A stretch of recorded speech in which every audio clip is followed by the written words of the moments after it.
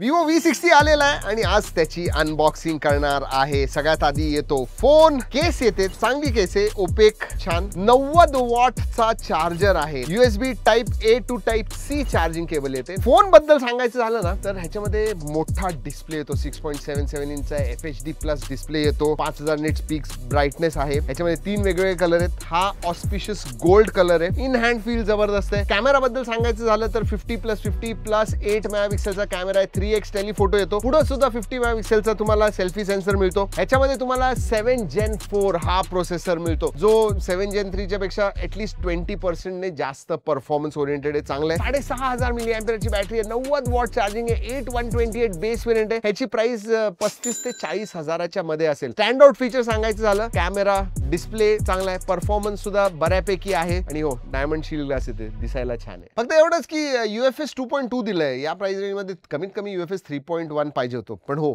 100x camera definitely stand out आहे. That's what V series stands for.